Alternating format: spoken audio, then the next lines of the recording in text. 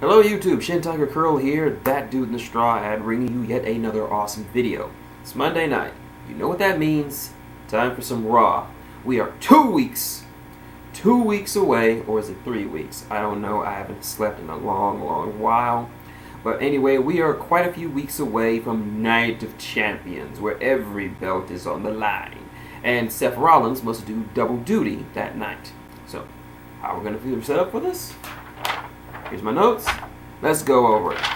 First up, Seth Rollins comes out, and he's still pissed off that he has to do double duty at Night of Champions, where he has to defend both the U.S. title and the World Heavyweight title against John Cena and Sting, respectively. He goes into this long, meandering promo about how he's the man and how all this just kind of gets boring after a while. So I'm not. Sucks for that Seth has to do this, but unfortunately that's just how it is. I found this promo to be boring and meandering, and it just droned on and on and on. Next up, but Sheamus comes out to remind us that he is the Money in the Bank champion. I mean, the Money in the Bank winner, and wants to say that that Seth might have 3 matches at Night of Champions, and also there's a little dig at him for being related to Ronald McDonald. Good for Seth, even though he looks stupid. It's good he has a good sense of humor. Next up, backstage, Seth is still fuming and wanting his... Well, before this, during his promo, Sting came out to basically troll him. Now, there have been many versions of Sting. We've had Surfer Sting, Crow Sting, Wolfpack Sting, Heel Sting for a little bit. Then in TNA, we had regular Sting, Main Event Mafia Sting, Evil Fucker Sting, who would beat the shit out of you for no reason, and of course, Heath Ledger Joker Sting. But now we add a new Sting to this repertoire, to this pantheon of Stings, Troll Sting, who trolls you non-stop because he's a troll. I love Troll Sting. And pretty much all throughout the night, he trolls Seth by having his statue and just doing trollish things. I love you, Troll Sting. Don't change.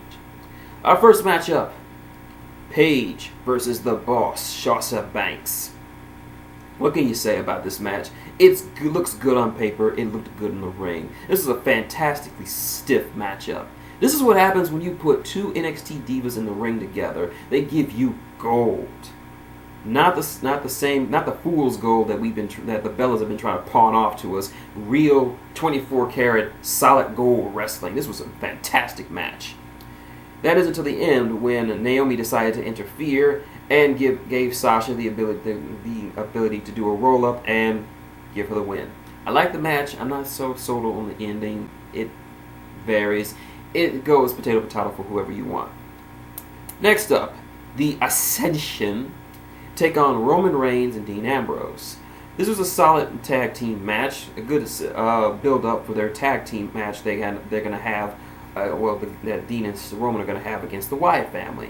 And of course, the big question is, who are they going to have as their third?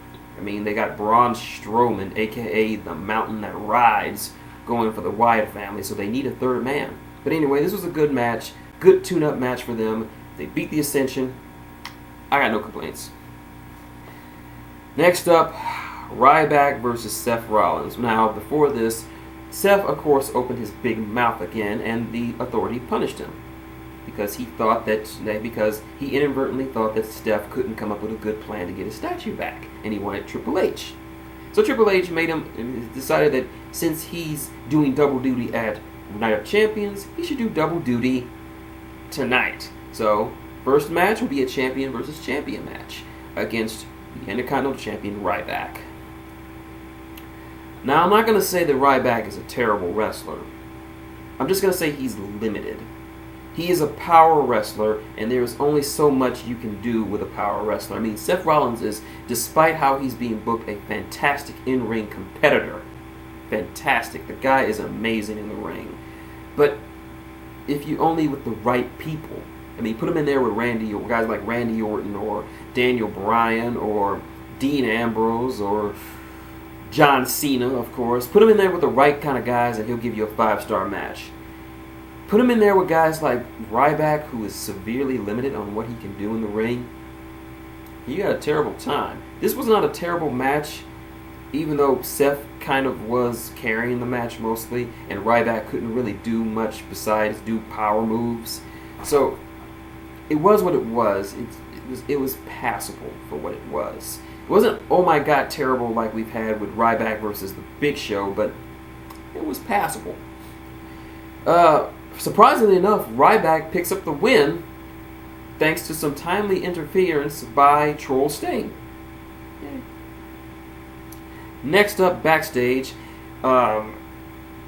Seth is nursing his injuries because he's in the main event as he teams with the tag team champions, The New Day, against their challengers, the Primetime Players, and Cena.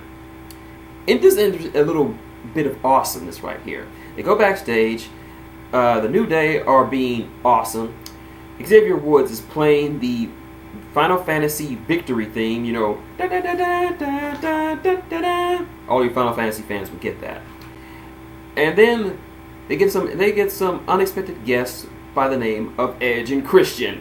ENC, one of the greatest tag teams ever. And Edge is a little still myth because last year Seth kind of threatened to cripple him with a curb stomp. And Edge was like, hey, you wanted to cripple me before? Do it now. And Seth backs off. Yeah, Seth just ran from a guy who had to retire because if he took one more serious bump, he would be paralyzed from the neck down. He basically ran from a cripple man. No offense to you, Edge. I love you. But this is just basically what it was. So, he runs off. The New Day get into a duel off with matching trombones versus kazoos. Then the Dudley Boyz show up. Yay, mark out moment. And they, of course, drive off the New Day, and my TV couldn't handle that much also. It's too much. Then, to counterbalance all that awesome we just witnessed, we go to what I have affectionately written here in backwards script. Right here. Hell. Summer Rae comes out to continue this fucking dumbass storyline between Ziggler, Lana, Rusev, and herself. She comes out to apologize for her behavior last week when she was seen running out of Dolph Ziggler's dressing room naked, and also last week implied that she and Ziggler have been having an affair.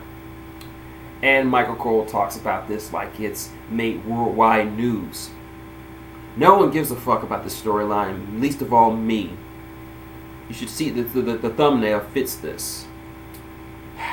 But anyway, Rusev comes out, or as Summer Rae calls her Ruru, forgives her for betraying him, and says that he doesn't even blame Lana for his betrayal of her, for her betrayal of him, because she was corrupted by the American ideals of Dolph Ziggler. Ziggler comes out and gives him a super kick. Blah blah blah. They wrestle. They're gonna have a match at a Night of Champions. No one gives a fuck. This storyline ruined Raw last week, and it's this close to ruining Raw this week. Fucking terrible. Shit. Yeah. Look at this. Look at this shit. Look at this shit. Just scratching it out. Even though it says hell, I don't want to remember this shit. Next up, we have Randy Orton versus Sheamus. Again. Yeah, this was a good match. The problem is we've seen it like 700 times.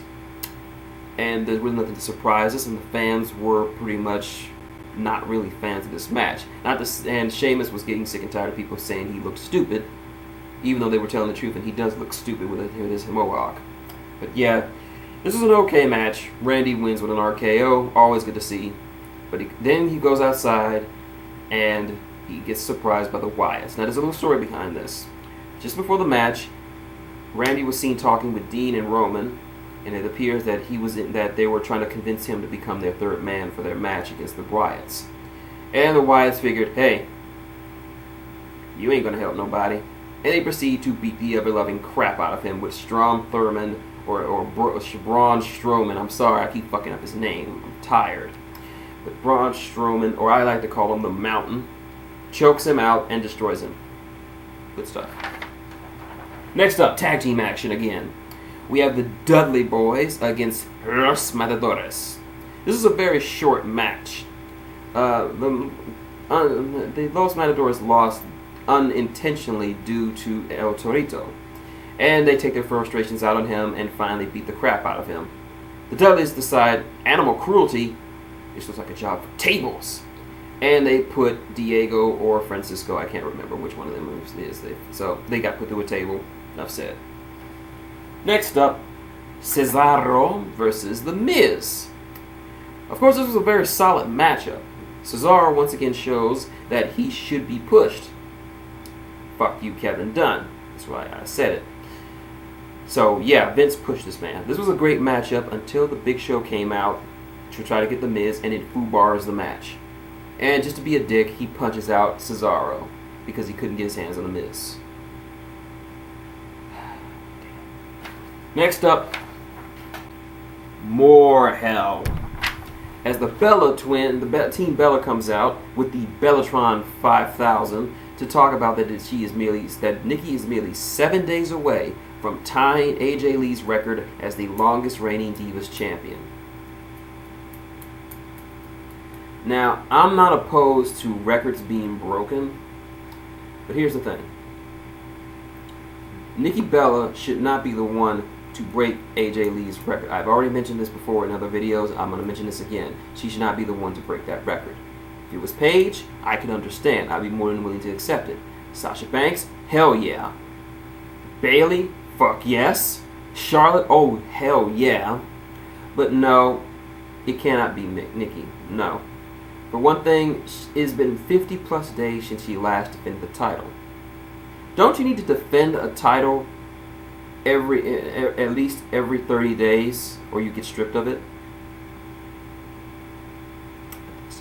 But anyway, they cut a stupid ass promo. Then PBC comes out, beats the crap out of them, and Charlotte makes her tap out. Now, someone, I'm not going to name names, someone that has recently come to my attention wonders why we like Charlotte Flair.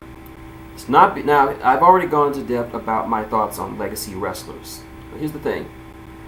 With legacy wrestlers, you have to walk a fine line between paying homage to your family and riding on the coattails of your family.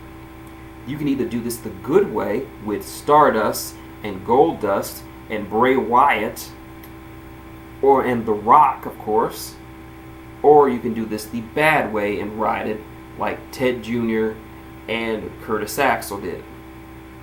You have to do one or the other. You do not want to do this one. You want to do this one. Forge your own identity. And he says that Charlotte is ripping off her father. Now here's the thing. Sure, she has the similar theme music as him. Sure, she does woo. And sure, she does have a similar finishing maneuver, the figure 8, which is like the figure 4, but twice as good. But here's the thing. She has forged her own identity. She's not just Ric Flair's daughter. She's not just there. She's getting the push because she's the daughter of a 2-time Hall of Famer. She's getting the push because she is a fantastic in-ring competitor. Seriously, if you haven't seen Charlotte's matches on NXT, go look it up on the network. It's there. Just type in Charlotte, you will find them. Those matches she had with Sasha are fan-fucking-tastic. Especially that moonsault and transition into a backward flip. I dare you to name a main roster diva not from NXT who could even attempt something like this. So, yeah. Charlotte Flair is awesome, and I hope she wins that belt because I like Charlotte Flair. She's an amazing in-ring competitor, and she really shits on the Bellas and Alicia Fox and the majority of the divas. But that's going to say about any of the WWE main roster divas against the NXT divas. So after that, main event time. John Cena teams with the Primetime Players to take on the New Day and Seth Rollins. So yeah, there's a lot of gold in this match. Anyway, this is a good matchup. Nice back and forth. The New Day, of course, were entertaining. kudos to Xavier Woods for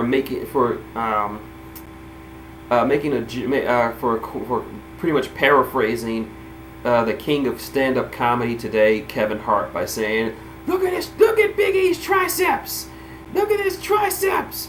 Cena's gonna know what a long tricep is. He's gonna learn today. How do you spell long tricep?